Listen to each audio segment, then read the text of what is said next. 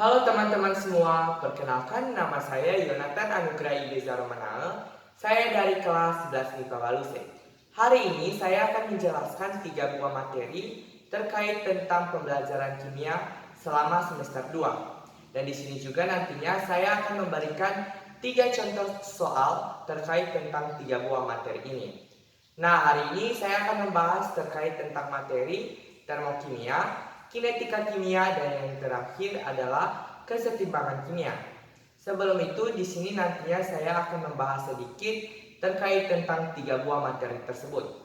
Tanpa berlama-lama lagi, di sini kita akan langsung masuk ke dalam pembahasan materi yang pertama, yaitu termokimia. Baik teman-teman semua, sekarang kita akan langsung masuk ke dalam materi yang pertama, yaitu materi terkait tentang termokimia. Nah, di sini saya akan menjelaskan sedikit apa yang dimaksud dengan termokimia. Termokimia adalah salah satu cabang ilmu yang mempelajari tentang energi yang menyertai perubahan fisika dan kimia. Pada pembelajaran termokimia ini kita akan mempelajari juga terkait tentang entalpi atau delta H dan perubahan delta H. Nah, teman-teman semua, di sini saya juga akan menjelaskan terkait tentang apa yang dimaksud dengan entalpi. Entalpi adalah jumlah energi yang terkandung dalam suatu zat pada tekanan tetap.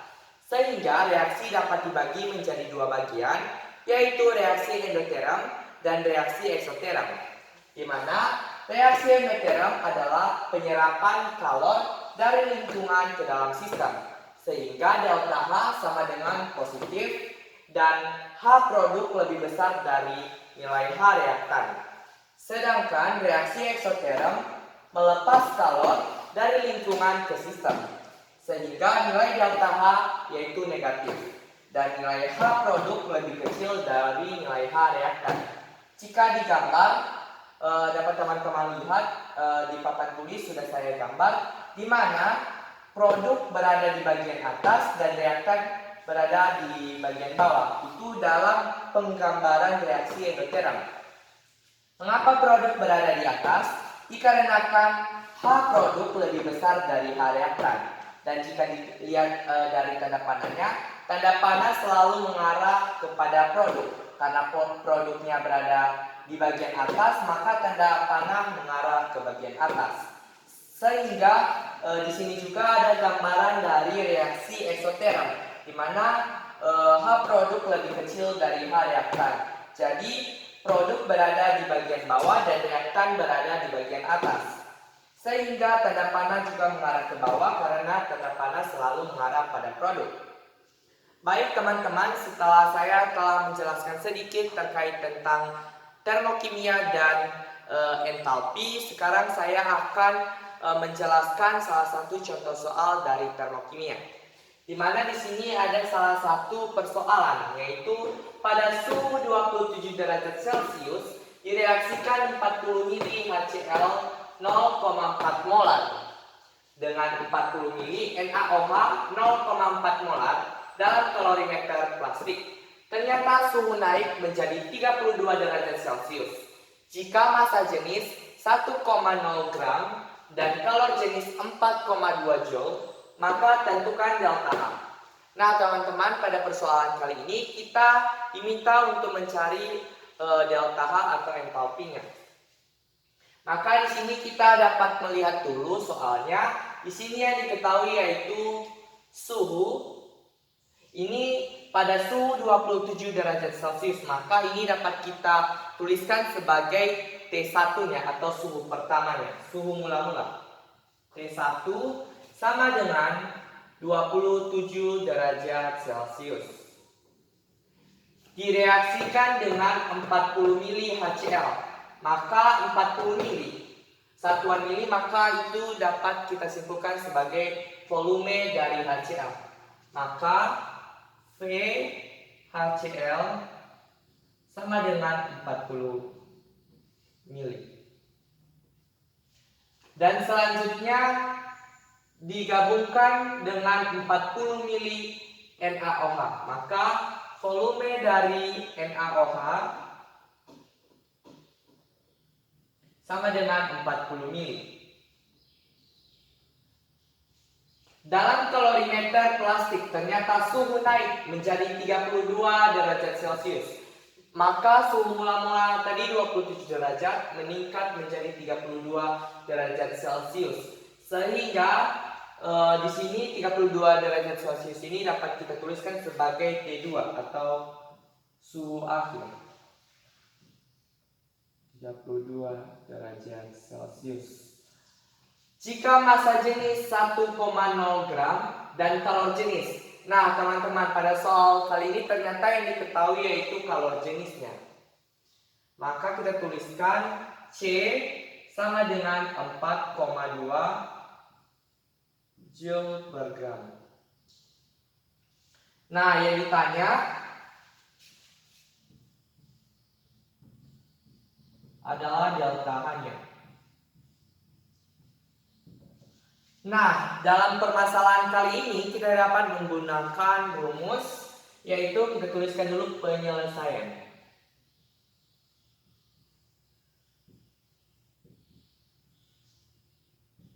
Maka kita dapat menuliskan atau menggunakan rumus delta H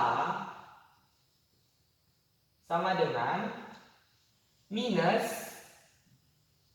Nah, teman-teman, karena pada soal kali ini yang diketahui yaitu kalor jenis, maka kita dapat menggunakan rumus M dikali C dan dikali delta T, di mana M adalah massa, C adalah kalor jenis, dan delta T adalah waktu.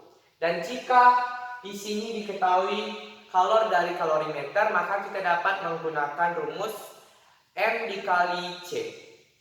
Maka di sini kita dapat menuliskan rumusnya M dikali C atau kalor jenis dikali dengan delta T per mol. Nah, teman-teman, jadi di sini sekarang kita akan mencari massa dari HCl dan NaOH. Jadi di sini dikarenakan 40 mili HCl digabungkan dengan 40 mili NaOH, maka kita akan langsung menjumlahkan keduanya, yaitu volume larutan sama dengan 40 mili ditambah dengan 40 mili. Ini 40 mili HCl dan 40 mili NaOH menghasilkan 80 mili. Dikarenakan ini masih dalam satuan mili dan ini masih volume bukan masanya, maka kita akan mengubahnya dalam satuan gram dengan cara massa dikali dengan rho dikali dengan V atau volume. Jadi 1 dikali dengan 80 mili sama dengan 80 gram. Baik, sehingga di sini massa dari HCl digabungkan dengan NaOH adalah 80 gram. Maka kita dapat langsung menuliskannya minus dalam kurung 80 dikali C atau kalor jenis di sini sudah diketahui yaitu 4,2 Joule per gram. Maka kita langsung menuliskannya 4,2 Joule per gram dikali dengan delta T. Untuk mencari delta T, kita langsung menggunakan rumus delta T sama dengan T2 atau suhu akhir dikurang dengan T1 atau suhu mula-mula. T2 di sini diketahui 32 derajat dan T1 yaitu 27 derajat Celcius. Maka 32 dikurang dengan 27 yaitu 5. Maka delta T sama dengan 5 derajat Celcius.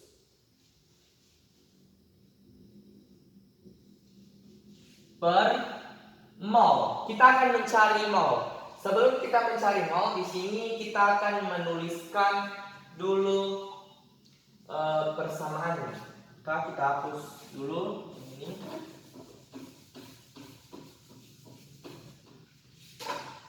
Maka kita tuliskan HCl ditambah dengan NaOH menghasilkan H2O tambah NaCl. Nah, HCl itu sama dengan 0,4 molar. Dan ini volume larutannya yaitu 40 ml. Maka di sini 40 dikali dengan 0,4 sehingga ini 40 dikali 0,4 yaitu 16 mmol. Dan begitu juga dengan NaOH, 40 dikali 0,4 sama dengan 16 mmol.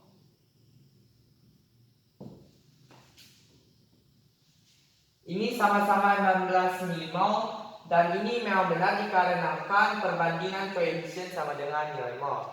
Maka di sini kita akan langsung menuliskan jumlah molnya karena di sini masih dalam satuan milimol. Maka untuk mengubahnya ke dalam satuan mol, kita akan menuliskan 16 dikali dengan 10 pangkat minus 3. Maka langsung kita selesaikan. Sini saya akan menggunakan bantuan kalkulator. 80 dikali dengan 4,2, 80 dikali dengan 4,2 dikali dengan 5 yaitu delta T-nya yaitu 1680. Maka kita tuliskan 1680 per, ini masih dalam kurung, minus 16 dikali 10 pangkat minus 3 atau dapat dituliskan dengan 16 dibagi dengan 1000. Maka 16 dibagi 1000 yaitu 0,016.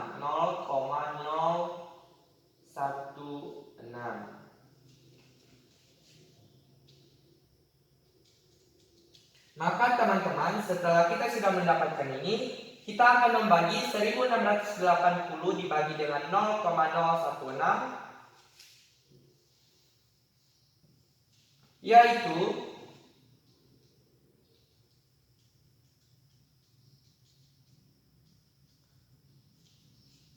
105.000. Maka delta H sama dengan 105.000 dalam satuan joule. Namun di sini kita akan mengubahnya dalam satuan kilojoule dengan cara 105.000 ini dibagi dengan 1000. Maka 105.000 dibagi dengan 1000 yaitu 105. Maka delta H sama dengan 105 kilojoule. Sehingga pada persoalan kali ini dapat disimpulkan bahwasanya delta H sama dengan minus 150 kJ. Dan pada persoalan kali ini juga dapat disimpulkan bahwasanya reaksi yang terjadi yaitu reaksi eksoterm dikarenakan mengalami kenaikan suhu dan delta H sama dengan negatif. Baik teman-teman, sekarang kita akan langsung masuk ke dalam materi yang kedua yaitu kinetika kimia. Pada kinetika kimia ini, kita akan membahas terkait tentang laju reaksi. Di mana laju reaksi yaitu besarnya konsentrasi hasil reaksi persatuan waktu. Atau dapat disebutkan juga konsentrasi produk per waktu. Dan di sini juga laju reaksi dapat diartikan sebagai besarnya pengurangan konsentrasi reaktan per waktu. Jadi teman-teman, di sini tanda kurung yang menutupi produk per waktu ini dinamakan konsentrasi. Begitu pula dengan tanda kurung yang menutupi reaktan per waktu. Ini dapat dibaca sebagai konsentrasi. Maka di sini dapat kita lihat PA ditambah QB menghasilkan RC ditambah SD. Nah, PA ditambah QB ini adalah reaktan. Ini adalah reaktan. Dan RC ditambah SD itu produk.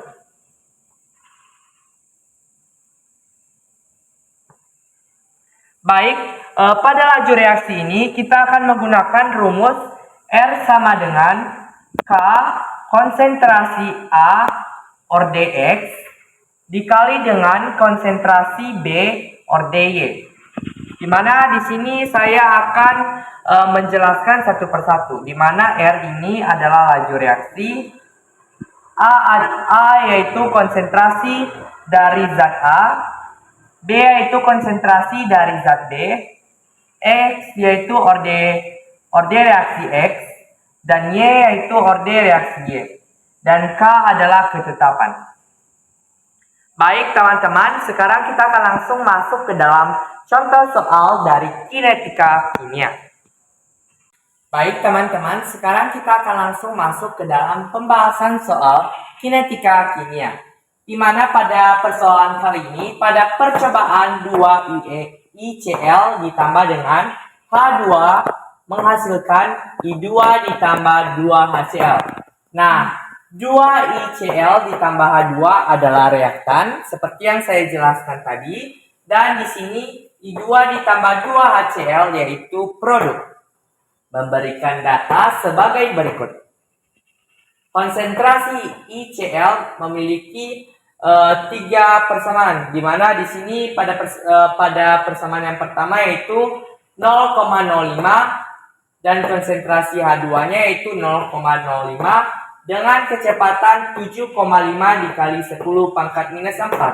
Yang kedua yaitu 0,1 itu konsentrasi dari ICl dan konsentrasi H2 yaitu 0,1 dan kecepatannya yaitu 1,5 dikali 10 pangkat minus 3. Pada nomor yang ketiga yaitu konsentrasi ICl 0,2, konsentrasi H2 yaitu 0,1 dan kecepatan dari bagian yang ketiga yaitu 3,0 dikali 10 pangkat minus 3. Baik, pada soal ini yang ditanyakan yaitu pertama bagian A, orde reaksi. Yang kedua yaitu tentukan persamaan laju Rx atau reaksinya. Baik, di sini kita akan langsung masuk ke dalam penyelesaian.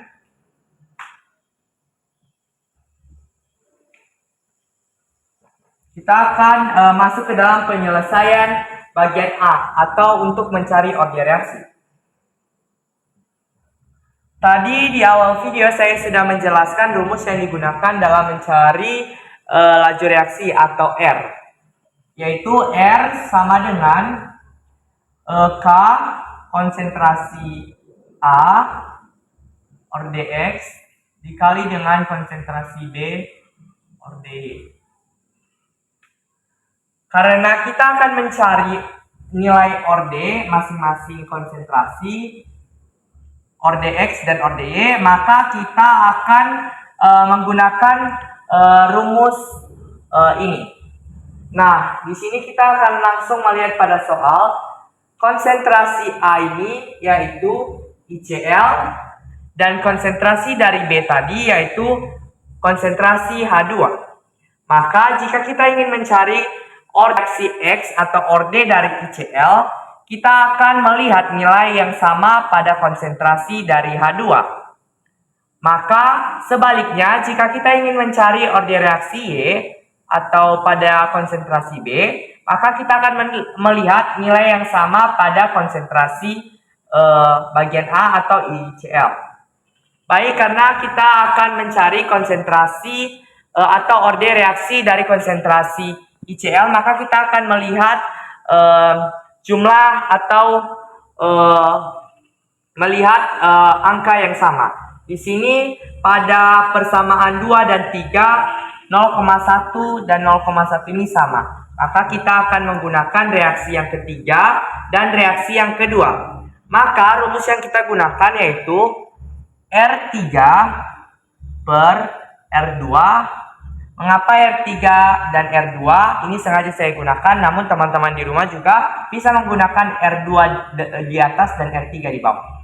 Sama dengan K konsentrasi ICl, tentunya ICl or dx. Di sini kita kasih angka 3 untuk memperinci bahwasanya dia adalah reaksi 3 dikali dengan konsentrasi H2 or dy per, masih sama namun ini pada reaksi yang kedua. K atau ketetapannya konsentrasi ICl pada reaksi kedua or dx dikali dengan konsentrasi dari H2 or dy reaksi 2. Baik, setelah kita sudah menuliskan rumus yang akan digunakan, di sini kita akan langsung masukkan jumlah angkanya. Kita lihat pada ICl di reaksi yang ketiga. ICl pada reaksi ketiga itu adalah 0,2. Maka kita langsung tuliskan K konsentrasi 0,2 or dx, dan H2 pada reaksi yang ketiga. H2 pada reaksi yang ketiga yaitu 0,1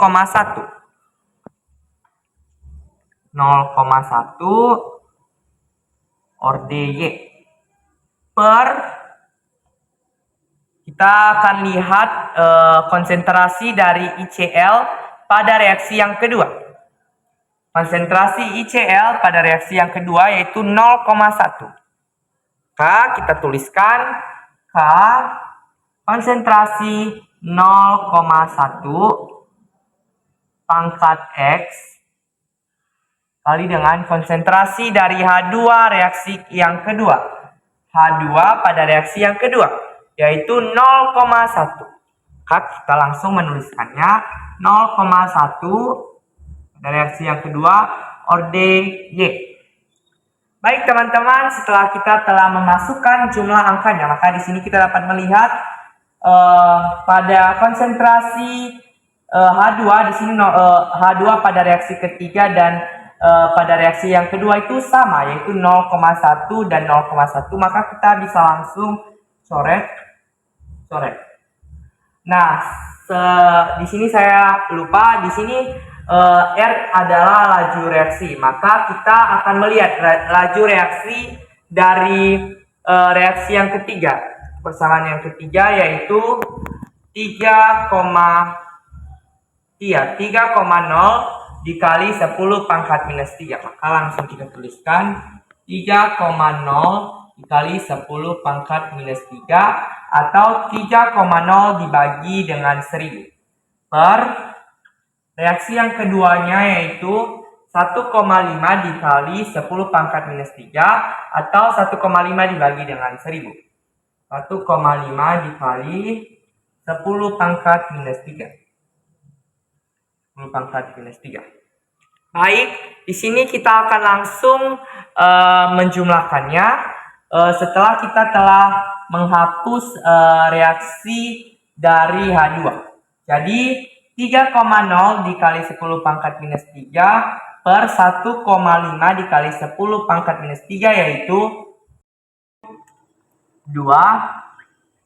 Mengapa bisa 2? Di sini saya membagikan 3,0 dibagi dengan 1000 dan 1,5 dibagi dengan 1000. Maka 3,0 dibagi 1000 yaitu 0,003 dan 1,5 dibagi dengan 1000 yaitu 0,0015. Maka 0,003 dibagi 0,0015 yaitu 2. Sama dengan di sini kita akan langsung membagikan 0,2 dibagi dengan 0,1 yaitu 2. Maka di sini 2 berorde X. Dikarenakan kita mencari nilai dari X, Dan kita mengetahui bahwasanya X itu juga termasuk pangkat. Maka di sini kita dapat mencari nilai X dengan cara angka berapa yang dipangkatkan akan menghasilkan 2. Angka yang dipangkatkan untuk menghasilkan 2 yaitu 1. Maka nilai X sama dengan 1. Mengapa 1? 2 pangkat 1 sama dengan 2. Maka pada persoalan bagian A, kita menemukan orde X-nya yaitu sama dengan 1. Baik, sekarang kita akan langsung mencari orde dari nilai Y. Baik teman-teman, sekarang kita akan langsung mencari orde dari Y. Karena tadi orde X sudah ditemukan yaitu X sama dengan 1, maka sekarang kita akan mencari orde dari Y. Karena kita akan mencari orde dari Y, maka orde Y ini itu adalah konsentrasi dari B. Yaitu jika dalam soal ini dapat digambarkan sebagai konsentrasi dari H2. Maka jika kita ingin mencari nilai orde Y, maka kita akan melihat pada reaksi pada tabel ini nilai manakah yang sama. Baik, pada konsentrasi ICl dapat kita lihat tidak ada reaksi yang tetap atau yang sama. Maka hal tersebut tidak apa-apa. Di sini kita akan tetap memilih 2 reaksi.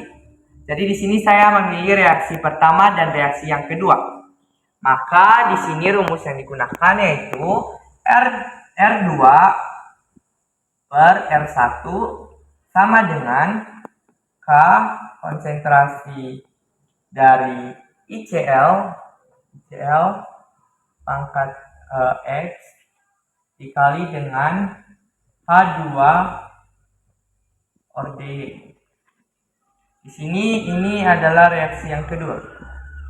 Per K atau ketetapan konsentrasi ICl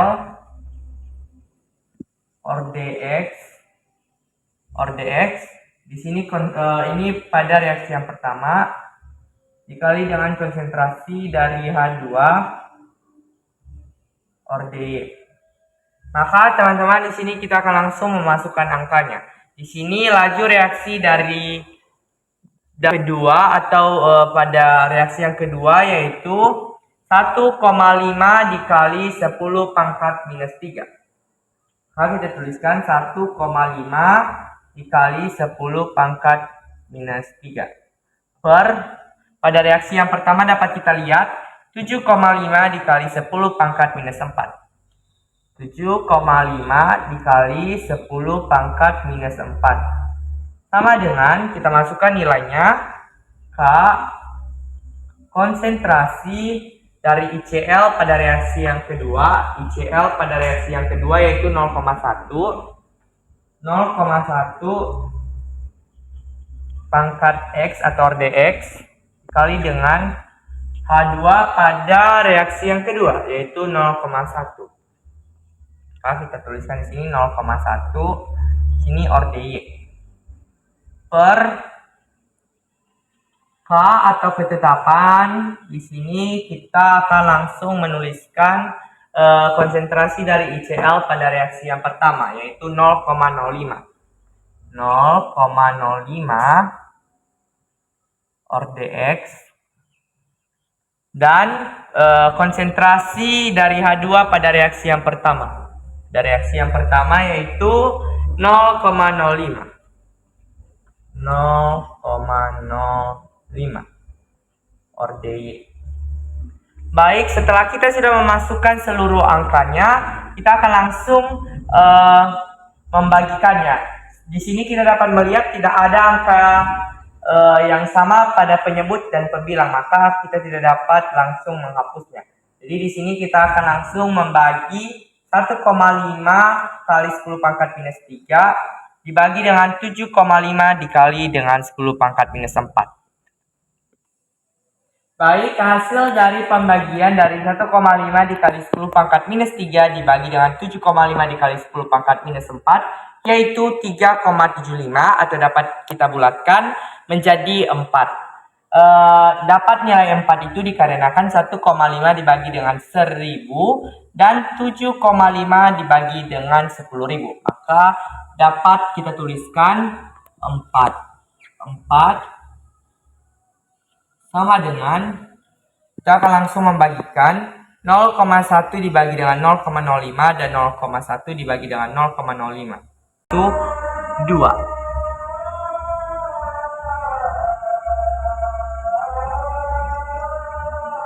Dan 0,1 dibagi dengan 0,05 juga itu 2. 2 pangkat orde. Nah, teman-teman, dikarenakan tadi nilai dari orde X sudah diketahui yaitu 1, maka langsung kita tuliskan ini 2 dipangkatkan 1 kali dengan 2. Maka dapat kita tuliskan 4 sama dengan 2 pangkat minus 1 itu sama dengan. Baik, di sini kita langsung mengalihkan 2 pangkat 1 sama dengan 2, maka 2 dikali dengan 2 yaitu 4. 4. Maka di sini 4Y. Maka di sini kita akan menentukan orde dari Y. Maka Y sama dengan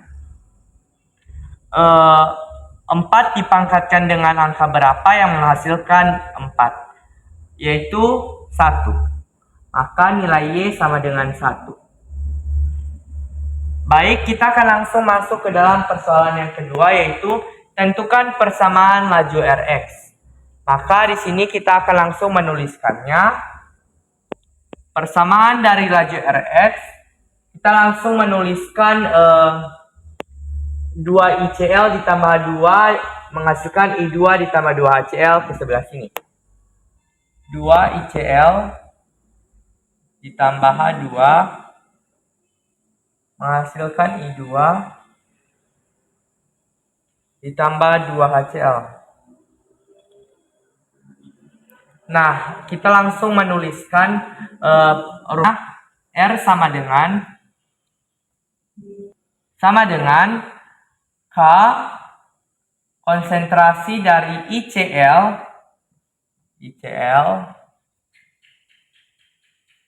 dikali dengan konsentrasi dari H2. Ini orde X dan ini orde Y. Maka di sini dapat kita langsung masukkan nilai X dan nilai Y. Tadi nilai X-nya yaitu 1, maka kita masukkan ICL pangkat 1 dan konsentrasi H2 pangkat 1. Jadi ini adalah persamaan. Baik teman-teman semua, sekarang kita akan langsung masuk ke dalam materi yang ketiga, yaitu terkait tentang kesetimbangan kimia. Sebelum kita masuk ke dalam pembahasan soal, di sini saya akan membahas sedikit terkait tentang apa yang dimaksud dengan kesetimbangan kimia. Jadi, kesetimbangan kimia atau reaksi kesetimbangan adalah reaksi bolak-balik, di mana di sini contohnya yaitu A ditambah B mengalami reaksi bolak-balik sehingga menghasilkan C ditambah D, di mana A ditambah B menghasilkan C ditambah D sama dengan V1 dan C tambah D menghasilkan A tambah B sama dengan V2. Mohon maaf. Dan di sini juga dikatakan seimbang apabila laju reaksi ke kanan sama dengan laju reaksi ke kiri. Sehingga berdasarkan fasa, reaksi kesetimbangan dibagi menjadi 2, yaitu reaksi homogen dan reaksi heterogen, di mana reaksi homogen yaitu reaksi yang memiliki fasa yang sama dan sebaliknya reaksi heterogen yaitu reaksi yang memiliki fasa berbeda. Di sini saya sudah menuliskan contohnya, yaitu N2 gas ditambah dengan 3H2 gas mengalami reaksi bolak-balik 2NH3 gas, di mana N2 ditambah 3H2 gas menghasilkan 2NH3 gas dapat disimpulkan sebagai reaksi homogen. Mengapa dapat disimpulkan menjadi reaksi homogen? Dikarenakan fasanya sama, yaitu fasa dari N2 yaitu gas, fasa dari 3H2 yaitu gas, dan yang terakhir fasa dari 2NH3 juga sama-sama gas. Sedangkan contoh dari heterogen yaitu CaCO3 solid mengalami reaksi bolak-balik, yaitu Ca menghasilkan CaO solid ditambah dengan CO2 gas, sehingga ini dapat disimpulkan sebagai reaksi heterogen karena memiliki fasa yang berbeda, yaitu CaCO3 memiliki fasa solid, sedangkan CaO juga memiliki fase solid, dan yang terakhir CO2 memiliki fase gas, sehingga pada contoh ini memiliki fase yang berbeda, yaitu memiliki dua fase yaitu solid dan gas, sehingga dapat disebutkan sebagai reaksi kesetimbangan heterogen. Baik, di sini juga saya akan menjelaskan terkait tentang tetapan kesetimbangan konsentrasi atau KC.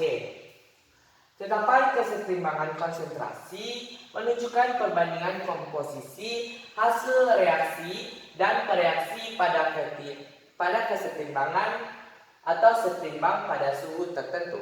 Di sini dapat dituliskan atau contohnya yaitu PA ditambah QB mengalami reaksi bolak-balik sehingga menghasilkan RC ditambah SD, di mana P, Q, R, dan S adalah koefisien dan sehingga dapat dituliskan rumus sebagai berikut. KC sama dengan C, di mana kita menuliskan terlebih dahulu dari produk atau dari sebelah kiri, kemudian dilanjutkan dengan sebelah kanan yaitu reaktan. Di mana di sini kita menuliskan konsentrasi dari unsur atau unsur C dan koefisien kemudian menjadi pangkat. Jadi konsentrasi C dipangkatkan dengan koefisien yaitu R dikali dengan konsentrasi D yaitu unsur yang dipangkatkan dengan koefisiennya yaitu S dibagi dengan konsentrasi A yaitu unsur di sini kemudian dipangkatkan dengan koefisien yaitu P dan konsentrasi B dipangkatkan dengan Q yaitu koefisiennya. Namun pada tetapan kesetimbangan konsentrasi atau KC memiliki beberapa syarat, di mana yang dimasukkan dalam rumus KC hanya yang berfase larutan atau aki dan yang berfase gas. Jadi di sini saya langsung memberikan contoh soal, di mana contoh soal ini yaitu contoh soal dari KC, di mana di sini kita diminta untuk memasukkan persoalan ini ke dalam rumus KC, di mana di sini ada N2 gas ditambah dengan 3H2 gas menghasilkan atau reaksi bolak-baliknya 2NH3 gas. Sehingga teman-teman di sini tidak dapat langsung menuliskannya ke dalam rumus KC. Dan di sini kita dapat melihat dulu fasenya sama atau tidak. Jadi di sini fase N2 yaitu gas, H2 gas, dan NH3 gas. Berarti ini termasuk reaksi kesetimbangan homogen karena fasenya sama atau fasanya sama. Dan di sini juga sesuai dengan rumus atau persyaratan KC yaitu yang dimasukkan dalam rumus KC hanya berfase larutan dan gas. Dikarenakan semua ini berfase gas, berarti kita dapat menuliskannya dalam rumus KC. Sehingga KC sama dengan konsentrasi, kita mulai dari produk NH3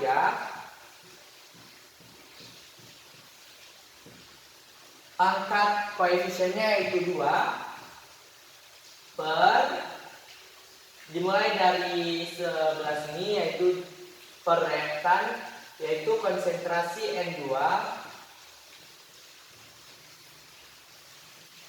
Karena koefisiennya 1, maka kita tidak perlu menuliskannya lagi.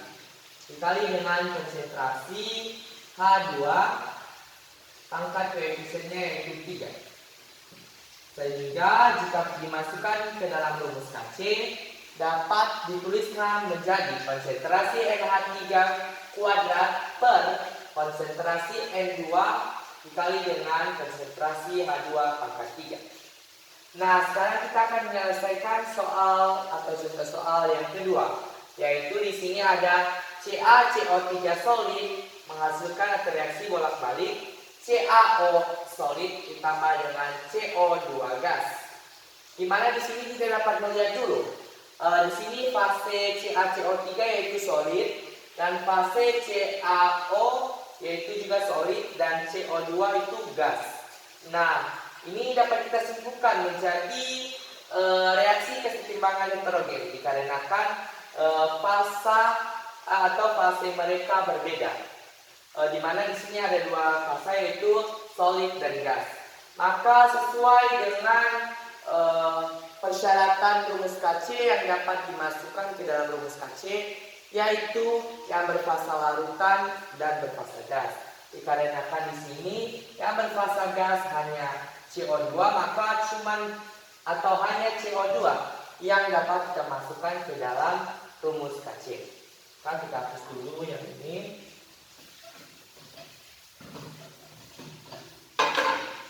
Maka di sini dapat kita tuliskan KC sama dengan konsentrasi CO2 pangkat 1. Karena di sini koefisiennya 1, maka di sini tidak perlu dituliskan pangkat 1 lagi. Jadi sekarang kita akan langsung masuk ke dalam konstanta kesetimbangan berdasarkan tekanan parsial atau Kp.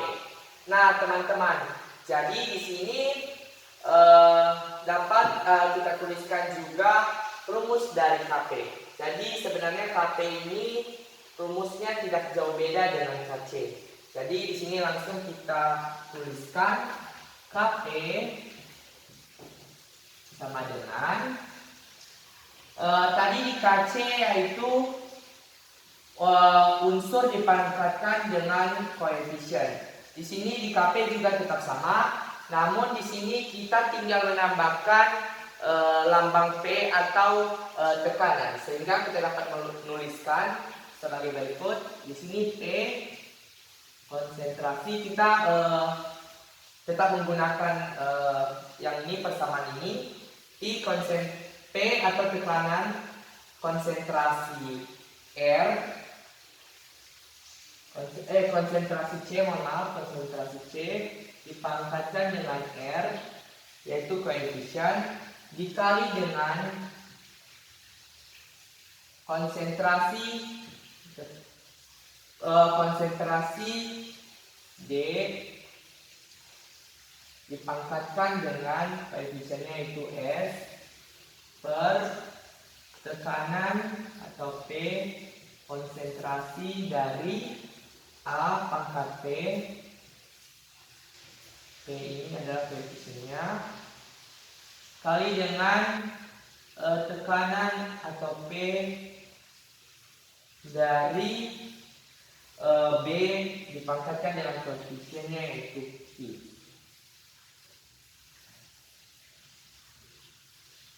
Baik teman-teman, ini adalah rumus dari Kp. Baik, sekarang kita akan langsung masuk ke dalam soal mencari Kc dan Kp. Baik teman-teman semua, sekarang kita akan langsung masuk ke dalam contoh soal kesetimbangan kimia. Jadi pada soal ini diketahui bahwasanya dalam ruang 1 liter 5 mol gas CCl4 terurai 60%, menurut reaksi CCl4 gas setimbang C solid ditambah 2Cl gas, Tentukan besar Kc dan Kp pada suhu 27 derajat Celcius. Jika diketahui R sama dengan 0,082 liter atm per mol Kelvin. Jadi teman-teman, pada soal kali ini kita diminta untuk mencari Kc dan Kp. Maka di sini kita tulis dulu persamaannya, yaitu CCl4 gas setimbang atau reaksi bolak-balik C solid ditambah 2Cl gas. Dikarenakan pada keadaan setimbang masih belum diketahui, maka kita akan menggunakan tabel MBS. Maka di sini kita menuliskan tabel MBS atau mula-mula bereaksi dan setimbang. Baik, di sini kita akan memperhatikan lebih dalam soalnya, yaitu dalam ruang 1 liter 5 mol gas CCl4. 5 mol gas CCl4. Maka mula-mula CCl4 adalah 5 mol. Maka kita tuliskan di sini mula-mula dari CCl4 gas yaitu 5 mol. Nah, di sini C solid dan 2Cl pada mula-mula masih kosong atau masih belum ada. Jadi di sini kita akan mencari CCl4 gas ketika sudah bereaksi. Kita perhatikan lagi soalnya, yaitu 5 mol gas CCl4 terurai 60%. Maka bisa kita tuliskan B sama dengan 60%. Maka 60% dikali dengan 5 mol. Kali dengan 5 sama dengan 3. Mengapa 3? Dikarenakan 60 dibagi 100 dikali dengan 5 yaitu 3. Maka CCl4 ketika telah bereaksi yaitu 3 mol. Baik, sekarang kita akan mencari C solid ketika bereaksi. Dikarenakan mol sama dengan perbandingan koefisien CCl4 sama dengan koefisien C, maka di sini C saat bereaksi yaitu 3 mol. Dan sedangkan 2Cl gas ketika bereaksi yaitu 6 mol, dikarenakan 3 dikali 2 itu 6 mol. Maka di sini kita langsung mencari dalam keadaan setimbang, yaitu 5 dikurang 3 yaitu 2 mol. Sini langsung kita turunkan 3 mol dan ini 6 mol. Baik teman-teman, sekarang kita akan langsung menuliskan rumus dari Kc. Seperti yang sudah saya jelaskan tadi, bahwasanya rumus Kc yaitu konsentrasi dari unsur dipangkatkan dengan koefisien. Maka kita tuliskan Kc sama dengan konsentrasi. Ingat syarat menggunakan rumus Kc, yaitu yang dimasukkan dalam rumus Kc hanya yang berfasa gas atau larutan. Nah, yang berfasa gas atau larutan di sini cuman Cl, 2Cl dan CCl4, sedangkan C berfasa solid, sehingga kita masukkan di rumus Kc hanya 2Cl dan CCl4. Maka dapat dituliskan Cl dipangkatkan 2 dipangkatkan dengan koefisien per CCl4 atau konsentrasi dari CCl4. Karena koefisien CCl4 adalah 1, maka tidak usah lagi dituliskan atau tidak perlu. Sehingga di sini kita langsung memasukkan rumus dari konsentrasi. Ingat teman-teman, rumus dari konsentrasi yaitu volume per mol. Maka di sini dalam ruang 1 liter, maka di sini volumenya yaitu 1. Maka kita tuliskan di sini, mohon maaf tadi rumusnya yaitu mol per volume. Maka kita tuliskan mol dari Cl yaitu 6 konsentrasi 6 per 1 kita pangkatkan dengan 2 yaitu koefisiennya per, begitu juga dengan CCl4. Ingat rumus konsentrasi yaitu mol per volume. Jadi kita tuliskan jumlah mol dalam keadaan setimbang. CCl4 yaitu 2 dibagi dengan 1 atau volumenya pangkat 1, tidak usah dituliskan, sehingga menghasilkan 6 dibagi 1 yaitu 6, 6 dikuadratkan yaitu 36, per 2 dibagi 1 yaitu 2, sehingga Kc sama dengan 16. Baik teman-teman, setelah kita telah mendapatkan hasil dari Kc yaitu 16, sekarang kita akan mencari nilai dari Kp. Di mana rumus Kp yaitu Kc dikali R dikali dengan T pangkat delta N. Sehingga di sini nilai Kc sudah diketahui yaitu 16 dikali dengan R sudah diketahui yaitu 0,082 dikali dengan T. T di sini yaitu 27 derajat Celcius. Namun di sini kita akan mengubahnya terlebih dahulu dalam satuan Kelvin. Kita dapat mengubahnya dengan cara 27 ditambah dengan 273 yaitu 300 Kelvin. Sehingga di sini kita tuliskan 300. Baik, di sini kita langsung saja menyelesaikan terlebih dahulu yang di dalam kurung. Di mana di sini 0,082 dikali dengan 300 Kelvin, kita akan mengalihkan dengan kalkulator agar hasilnya akurat. 0,082 dikali dengan 300 yaitu 24,6, sehingga 16 dikali dengan 24,6 pangkat delta N. Sini ada delta N. Baik, sekarang kita langsung mengalihkan 16 dikali dengan 24,6. 16 dikali dengan 24,6 yaitu 393,6 pangkat delta N. Nah, sekarang kita akan menuliskan berapa nilai delta N. Delta N ini adalah koefisien dari produk dan reaktan. Namun di sini kita menggunakan koefisien produk yang memiliki fase gas atau larutan.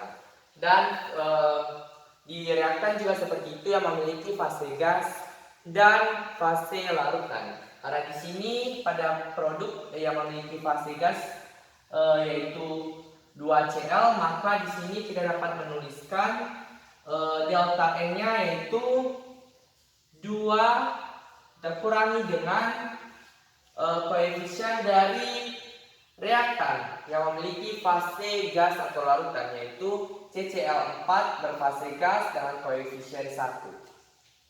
Maka 2 dikurang 1 yaitu 1, maka 393,6 dipangkatkan 1 yaitu 393,6. Maka nilai Kp sama dengan 393,6. Baik teman-teman, di sini kita sudah menyelesaikan soal mencari Kc dan Kp dan mendapatkan nilai Kc-nya yaitu 16 dan nilai Kp-nya yaitu 393,6.